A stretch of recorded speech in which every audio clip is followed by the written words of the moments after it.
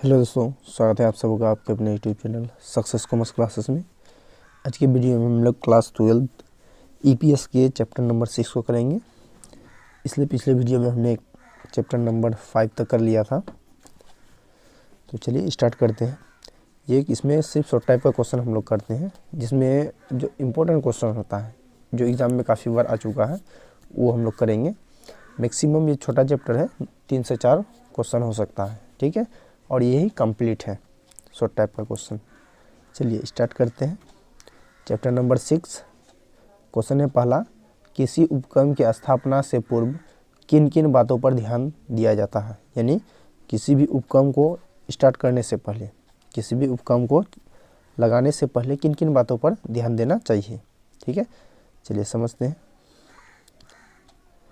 तो ऊपर आंसर नहीं था, यहाँ से आंसर है। किसी उपक्रम को चलाने में 5 एम की आवश्यकता होती है। देखिए, किसी भी क्वेश्चन क्या था, किसी भी उपक्रम का स्थापना करने से पहले किन किन बातों पर ध्यान देना चाहिए, ठीक है। अब इसका आंसर है, किसी उपक्रम को चलाने के लिए 5 एम की आवश्यकता होती है, ठीक है। पहले देखेंगे 5 एम चाहिए, ठीक है। 5 एम में क्या क्या होगा। पहला एम का मतलब मीन, दूसरा एम का मतलब मशीन, फिर मटेरियल, मार्केट, मनी, ठीक है। तो किसी भी उपक्रम का स्थापना करने से पहले हमें ध्यान देना चाहिए 5 प्रकार के यम पर। पहला यम मेन, दूसरा यम का मतलब मशीन, तीसरा यम का मतलब मटेरियल, चौथा यम का मतलब मनी और पांचवा यम का मतलब मार्केट।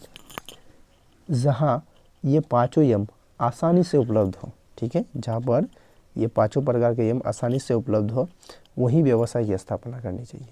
जहाँ ये 5 प्रकार का जो यम है आसानी से मिल जाए, वहीं ही बिजनेस स्टार्ट कर देना चाहिए, ठीक है। चलिए नेक्स्ट क्वेश्चन समझते हैं। वित्तीय व्यवसाय करने वाले कुछ स्थानों के नाम बताइए। वित्तीय व्यवसाय करने वाले कुछ स्थान के नाम बताइए, संस्थानों के नाम बताइए। स्थान लिखा हुआ गलत लिखा हुआ। तो वित्तीय व्यवसाय करने वाले कुछ संस्थानों के नाम बताएं, ठीक है। तो वित्तीय व्यवसाय मतलब जो रुपया का सिर्फ लेन देन करता है, उन संस्थानों का नाम बताएं। तो वित्तीय व्यवसाय करने वाले कुछ संस्थानों के नाम निम्न है।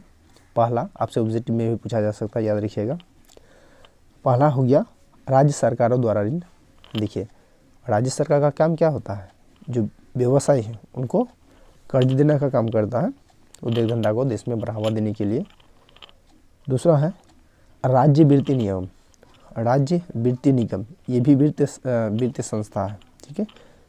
तीसरा है राष्ट्रीयकृत बैंक, राष्ट्रीयकृत बैंक का भी काम है, ये मतलब फाइनेंशियल बिजनेस करता है, मतलब वित्तीय बिजनेस है, ठीक है। अगला समझते हैं लघु उद्योग विकास निगम।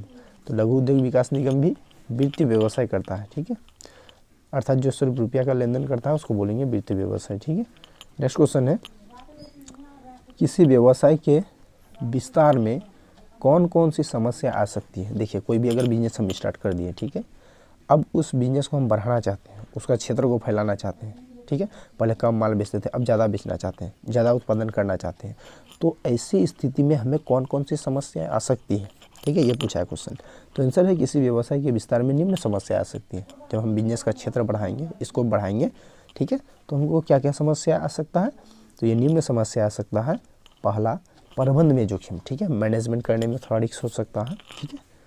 दूसरा है विकास पूंजी की आवश्यकता, ठीक है, क्षेत्र बढ़ाएंगे तो पूंजी ज़्यादा चाहिए। तीसरा है विज्ञापन एवं विक्रय संवर्धन, यानी माल बेचने के लिए एडवर्टाइज करवाना, ठीक है, इसमें दिक्कत आ सकती है। चौथा है लाभ नियोजन एवं व्यय नियंत्रण, जो लाभ होगा उसका नियोजन कैसे करेंगे, अर्थात कितना रुपया लाभ बांटना है, कितना संस्था में बचा करके रखना है। व्यवसाय की नियंत्रण, व्यय नियंत्रण मतलब जो खर्च होगा उस पर कंट्रोल कैसे किया जाए। उसके बाद चौथा है अति पूंजीकरण समस्या, यानी अधिक पूंजी की समस्या हो सकती है क्षेत्र बढ़ाने पर। छठा है सामाजिक लक्ष्यों की पूर्ति, यानी जो समाज का लक्ष्य है, जिस क्षेत्र में बिजनेस कर रहे हैं, तो समाज का जो लक्ष्य है उसको पूरा करना है कि समस्या आ सकती है। तो यही कोई 3 क्वेश्चन है इस चैप्टर में शॉर्ट टाइप का। यहीं तक ये चैप्टर ख़त्म होता है। वीडियो अच्छा लगे तो लाइक, शेयर और कमेंट जरूर करें। चैनल में पहली बार आए तो चैनल को सब्सक्राइब जरूर कर लें। Thanks for watching.